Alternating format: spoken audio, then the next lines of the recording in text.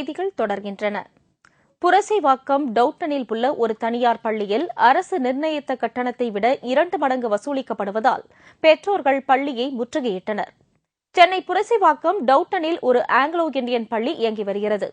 இங்கு படிக்கும் அனைத்து மாணவர்களிடமும் அரசு நிர்ணயித்த கட்டணத்தை விட 2 மடங்கு பணம் வசூலிக்கப்படுவதாக கூறப்படுகிறது.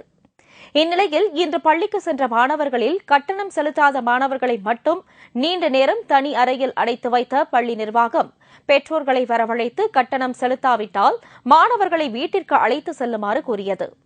இதையடுத்து பெற்றோர்கள் பள்ளியை முற்றுகையிட்டு நிர்வாகத்திடம் நீண்ட நேர பேச்சுவார்த்தையில் ஈடுபட்டனர். பின்னர் சம்பவ இடத்திற்கு வந்த காவல்துறையினர் சமரச பேச்சுவார்த்தையில் ஈடுபட்டுள்ளனர். இன்று தீர்வு ஏற்படாவிட்டால் வரும் திங்கட்கிழமையன்று பள்ளி கல்வி இயக்குநர் அலுவலகத்தை முற்றுகையிடப் போவதாக பெற்றோர்கள் தெரிவித்தனர். மேலும் இப்பள்ளியில் அடிப்படை வசதிகள் எதுவும் சரியாக இல்லை என்றும் பெற்றோர்கள் குற்றம் சாட்டியுள்ளனர்.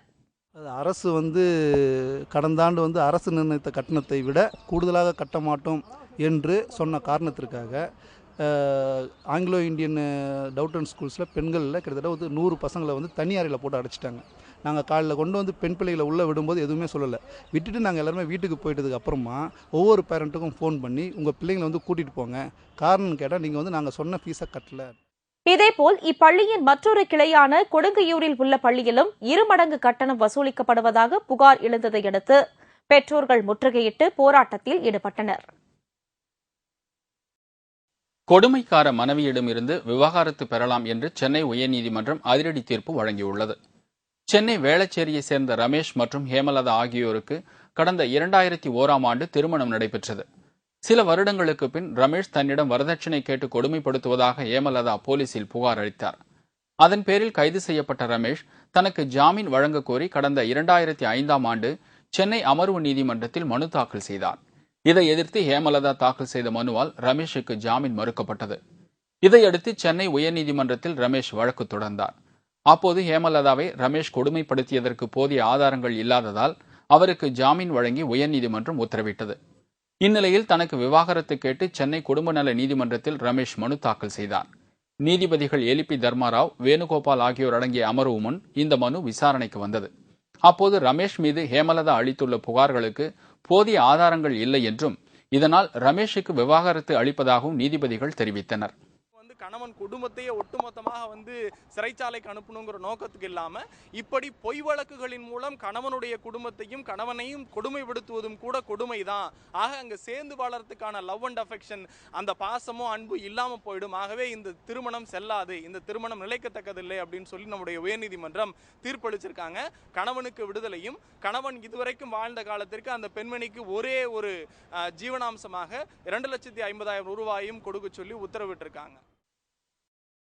தமிழ்நாட்டில் டெங்கு காய்ச்சல் வேகமாக பரவி வரும் நிலையில் பொள்ளாச்சியில் இந்நோய் குறித்த விழிப்புணர்வு பேரணி நடைபெற்றது.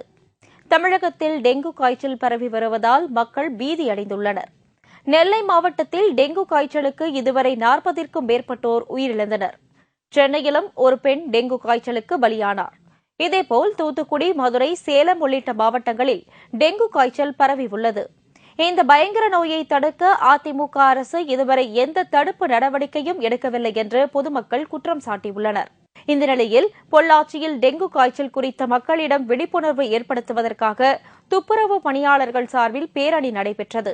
இதில் ஏராளமானோர் கலந்து கொண்டனர். பொள்ளாச்சி நகராட்சி 6 மண்டலங்களாக பிரித்து ஒவ்வொரு மண்டலத்திலும் 50 துப்புரவு வீதம் ஒதுக்கப்பட்டு தினந்தோறும் ஒவ்வொரு பகுதியாக சேர்ந்து துப்புரவு பணி மேற்கொள்ளப்படுகிறார்கள். மக்களிடையே விழிப்புணர்வு ஏற்படும் வகையில் தண்ணீர் எங்கு தேங்காத வண்ணம் பாதுகாக்க சொல்லப்பட்டுள்ளது. அதன் மூலம் பொதுமக்களிடையே விழிப்புணர்வை ஏற்படுத்த நடவடிக்கை மேற்கொள்ளப்பட்டு வருகிறது. ஸ்ரீவில்லிபுத்தூரில் அமைந்துள்ள ஸ்ரீ ஆண்டாள் திருக்கோவிலில் புதிதாக நிறுவப்பட்ட தங்க கொடிமரத்திற்கு கும்பாபிஷேக விழா நடைபெற்றது. விருதுநகர் மாவட்டம் ஸ்ரீவில்லிபுத்தூரில் சுமார் 25 கோடி ரூபாய் செலவில் ஆண்டாள் திருக்கோவில் புதுப்பிக்கப்பட்டு வருகிறது. இதனிடையே பெரியாழ்வார் சன்னதியில் சுமார் 40 லட்சம் ரூபாய் செலவில் நிறுவப்பட்ட 30 அடி உயரமுள்ள தங்க கொடிமரத்திற்கு கும்பாபிஷேக விழா இன்று வெகு விமர்சையாக நடைபெற்றது.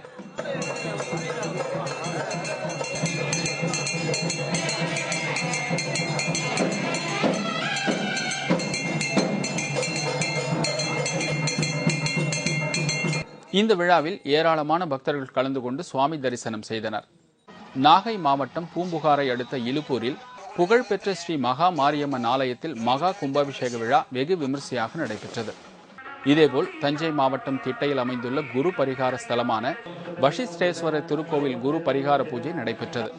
முன்னதாக நடைபெற்ற சிறப்பு யாகத்தில் ஏராளமான பக்தர்கள் கலந்து கொண்டு பரிகாரம் செய்து கொண்டனர்.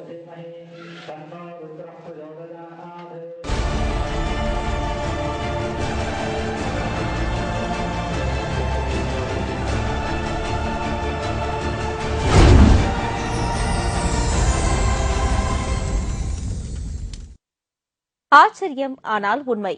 குழந்தைகளுக்காக உருவாக்கப்பட்டுள்ள ஐபேடை 1 வயதுடைய குழந்தை ஒன்று சர்வ சாதாரணமாக கையாண்டு விளையாடி மகிழ்வது ஆச்சரியம்தான்.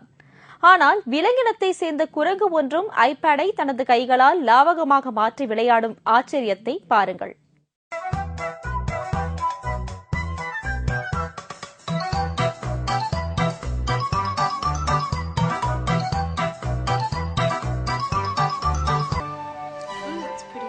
Wow, that looks nice. What do you want to do? Twinkle, twinkle, little star or Word World? No, Word World. Okay, show me Word World. Okay. Where you go? Oh, Okay. Right there. good job. Yeah, what the guy?